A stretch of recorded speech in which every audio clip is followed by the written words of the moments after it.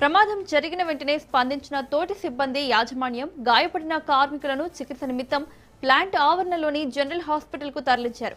వీరిలో కొందరి పరిస్థితి విషమంగా ఉన్నట్లు తెలుస్తోంది.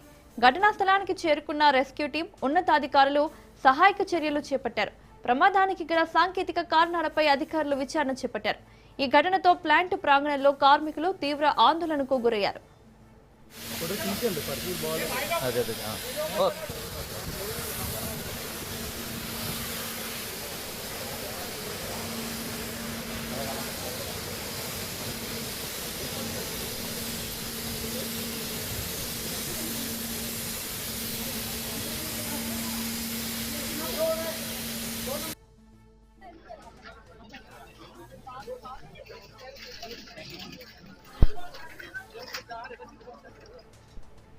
విశాఖ స్టీల్ ప్లాంట్ లో జరిగిన ఘోర ప్రమాద ఘటనపై సీఎం చంద్రబాబు దిగ్భ్రాంతి వ్యక్తం చేశారు.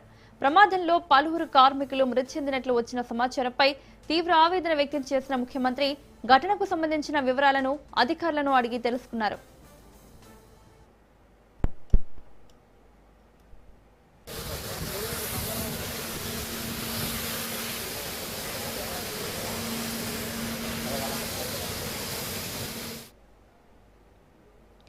ప్రమాదం జరిగిన వెంటనే ఉన్నతాధికారులతో మాట్లాడిన సీఎం చంద్రబాబు ప్రస్తుత పరిస్థితి, గాయపడిన వారికి అందుతున్న చికిత్స, కొనసాగుతున్న సహాయక చర్యలపై సమీక్ష నిర్వహించారు. బాధితులకు అత్యవసర వైద్య సేవలు అందేలా చూడాలని అధికారులను ఆదేశించారు. అన్ని శాఖలు సమన్వయంతో పనిచేస్తూ సహాయక చర్యలను మరింత వేగవంతం చేయాలని సూచించారు. బాధిత కుటుంబాలకు అండగా ఉండాలని, పరిస్థితిని ఎప్పటికప్పుడు పర్యవేక్షిస్తూ అవసరమైన చర్యలు తీసుకోవాలని అధికారులకు ఆదేశాలు జారీ చేశారు.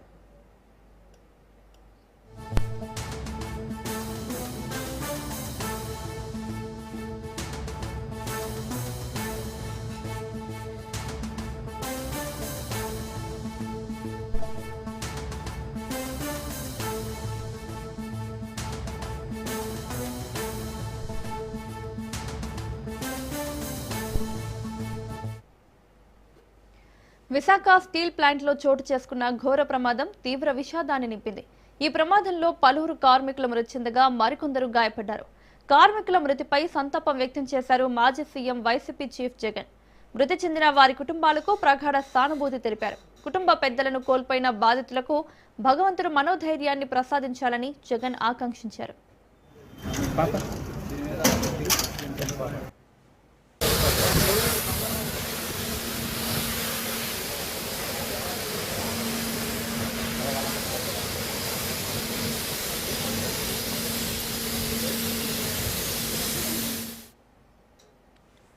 ప్రమాదంలో గాయపడిన వారికి అత్యుత్తమ వైద్య సేవలు అందించి వారి ప్రాణాలను కాపాడేందుకు అన్ని చర్యలు తీసుకోవాలని కోరారు జగన్. ఈ ఘటనకు దారితీసిన పరిస్థితులపై సమగ్ర విచారణ జరిపి బాధ్యులపై కఠిన చర్యలు తీసుకోవాలన్నారు జగన్.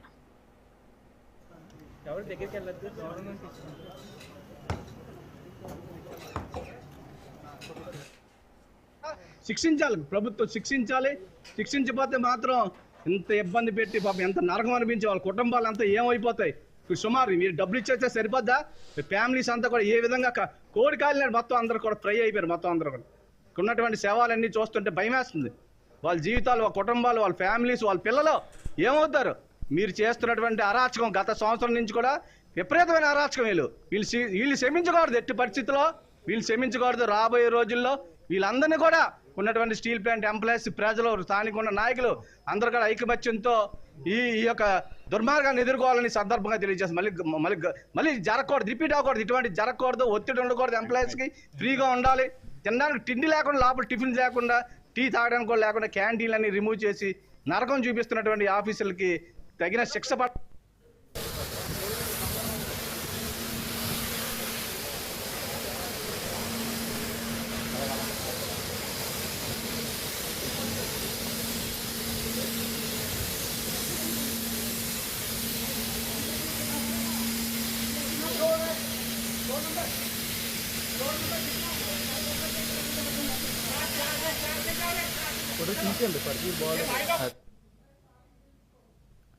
బులెటిన్లో షార్ట్ బ్రేక్ తీసుకుందాం.